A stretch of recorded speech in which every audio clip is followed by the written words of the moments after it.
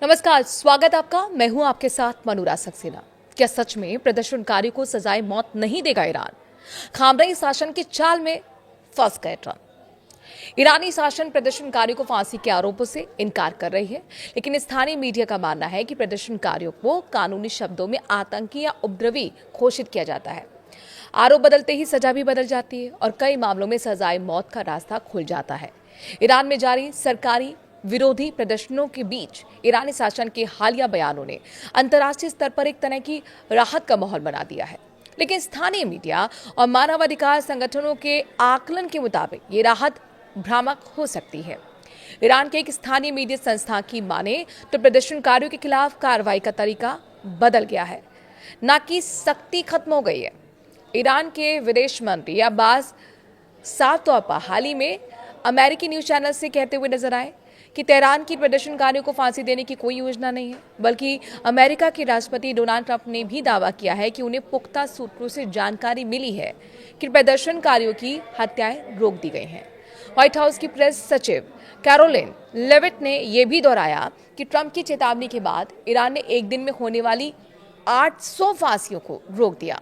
पहली नजर में अगर देखा जाए तो ईरानी शासन की तरफ से आया बयान बड़ी राहत देने वाली बात लगती है, लेकिन ईरानी पत्रकार पिछले रिकॉर्ड्स को देखकर बताते हैं कि तस्वीर कुछ और बयां करती है।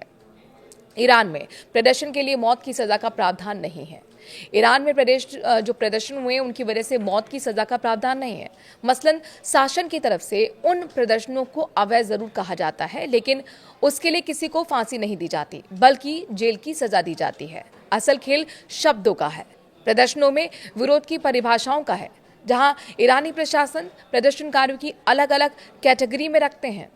खामनेई शासन के शब्दों का खेल कैसे है?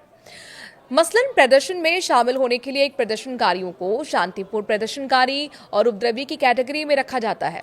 ईरानी मीडिया की माने तो बाद में इन्हीं लोगों को तोड़ फोड़ करने वालों, देशद्रोही, आतंकी या विदेशी ताकतों के एजेंट्स के रूप में कैटेगराइज किया जाता है। फिर शुरू होता है असली खेल। अब जब एक प्रदर्शनकारी को प्रदर्शनकारी की कैटेगरी से हटाकर अपराधी की कैटेगरी में शामिल किया जाता है, तब उन पर गंभीर धाराएं लगाई जाती हैं या कई बार मौत की सजा के प्रावधान वाली धाराएं भी लगाई जाती हैं।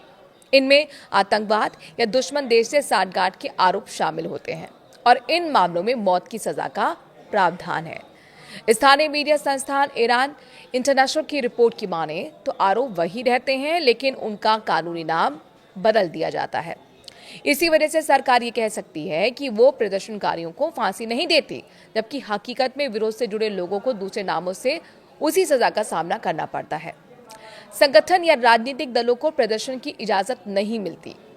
ईरान सरकार बार बार कहती है कि वो शांतिपूर्ण विरोध का अधिकार मानती है, लेकिन दशकों से किसी स्वतंत्र संगठन या राजनीतिक दलों को खुले प्रदर्शन की अनुमति नहीं दी गई है। सिर्फ सरकार समर्थित रैलियों को ही इजाजत मिलती है। हालिया प्रदर्शनों में भी देखा गया है कि किस तरह विरोध प्रदर्शनों के बीच शासन समर्थक प्रदर्शनकारी किस तरह सड़कों पर उतर आए।